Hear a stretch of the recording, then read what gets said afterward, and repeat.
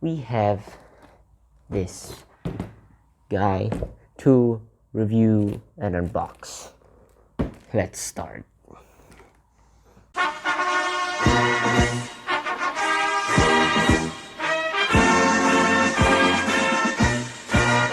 Before we review it, I would just like to show you the sheer size of this blaster.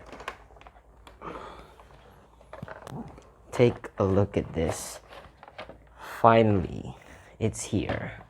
The Titan CS50. So starting up with the front, let me take off this strap first, or sling. So starting up with the front, we have the barrel, which I would say is the most widest in terms of the diameter, because take a look at that. That's a pretty wide barrel compared to the standard elite size barrel. You can fire mega darts, rival rounds from this barrel, this size. And up top we have a rail, the only rail on this entire blaster. So I mean, what's the point of having a big blaster? I mean, you don't have any space to put any bipods or anything, or tripod, because of this. We'll talk about that one later. Then of course you have what makes this blaster so cool, the barrel, the rotating minigun barrel. Now it's only a one barrel blaster, but it rotates, and because of that it's cool. You have the sling mount, and then we have a rear one right here for the sling, and here is the front carrier handle grip. And moving on to the back, here's the middle part. Right here is where you put the batteries. You put in 4D batteries. And here, of course, is the grip and trigger. Now, unlike most traditional flywheel blasters, the bottom smaller one is the rev trigger, and the larger one is the firing trigger. But this one, they're both the same size, but the arrangement of triggers is still the same. This is the rev trigger, and this is the firing trigger. And right here we have a cap, just in case, so that you would not accidentally press on the firing trigger. Now this kind of reminds me of a anti-aircraft cannon, or those pilots with the trigger and the what do you call, joysticks to control the planes. You know, that's what I see from this grip. And on the other side of the blaster, right here, is the jam door. It took me a while to find it because it looked, you know, very built in. It looked just like the one on the other side, with a piece of plastic molded on it. But no, this is the jam door, and so you can clear out your jams or malfunctions. Going back to this side again, this gray block piece here is the magazine release. So when you push that, your magazine will come out. So that is the entire overview of the Titan CS50. Now let's talk about another thing, that this blaster is super cool. Forgot to mention that this blaster uses a conveyor belt like the Hyperfire.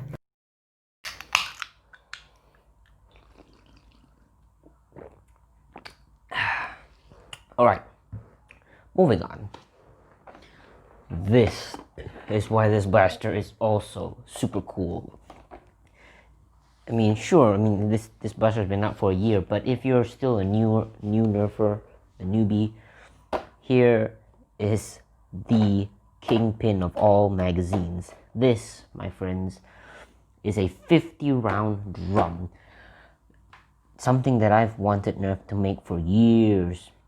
Nerf almost made a 50-round drum for the Stampede, which is a very, very old blaster, but it is back on shelves with the same price as Titan. So if you already have a Stampede, get a Titan. If you already have a Titan, get the Stampede. But the Stampede, unfortunately, did not come with a 50-round drum. It came with 3 or 4 separate 18-round straight mags and 1 6-dart mag.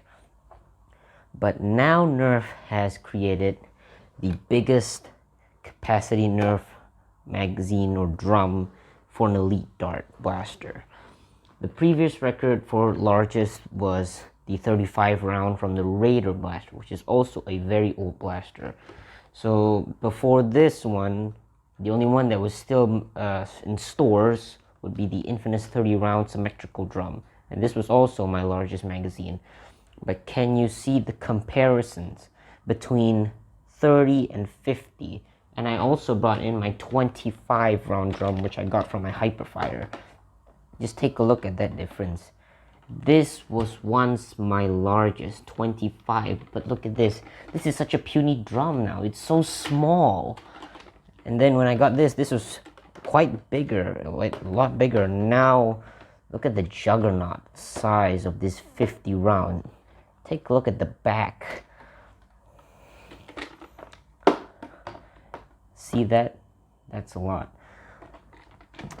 So of course, since this is a elite style magazine, it'll fit in any of your blasters.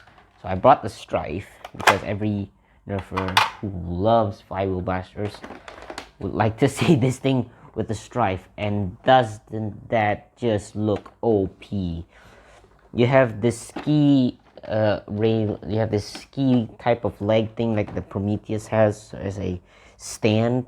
Now it just looks cool, so you can just fling foam all day. You can just maneuver it any way you want, stationary, and you can just put any blaster. But I would advise you to put a flywheel blaster instead of a Springer, because I tried a few Springers like the Retaliator. It did not work due to this plastic extra piece of plastic right here. And the Delta Trooper, it kind of caught on to the mechanical spring area of this. You see the spring pusher on most of these drum magazines. Well, this one's different, and it kind of nudges upwards, so that means when you try to pull back on the Springer, it will get caught on that piece of plastic. But enough said. Wow, the drum had its own review. And one more thing, most people would think that because of the giant size of this drum, surely it's a very, very terrible experience when loading it. It must have had a lot of feeding issues. Nope. When I loaded it, I didn't use this at all. I'm not joking. It's true. I did not have to use this readjuster.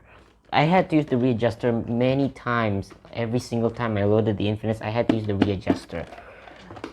Sometimes on the 25 round, but this one was so smooth, and it feeds smoothly too.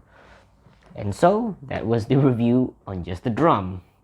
Now let's head to the firing demo. Doesn't this just look overpowered?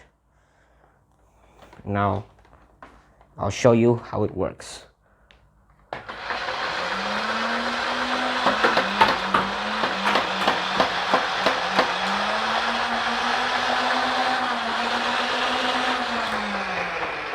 I think I got a jam. Did I get a jam? Oh no, it didn't feed. Whoa, that's cool. I mean, it's not cool, but wow, that's a discovery. So let me take this thing out. So it's not the blaster's fault, but it was the drum's fault. Okay, so I had my first feeding issue.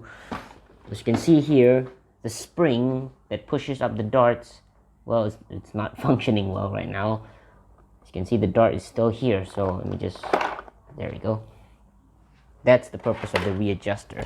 So yeah, this of course is a mechanical device. It's not 100% perfect, but it just shows you that not every, even something you thought it was perfect, it's not. So let's continue.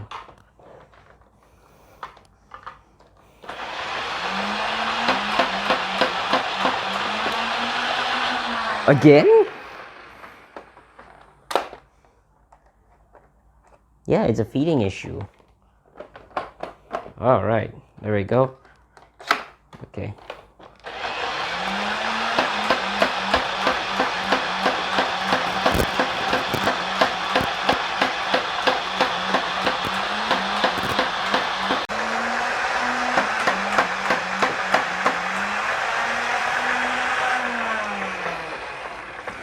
So yeah, that was the entire firing demo of the Titan CS50.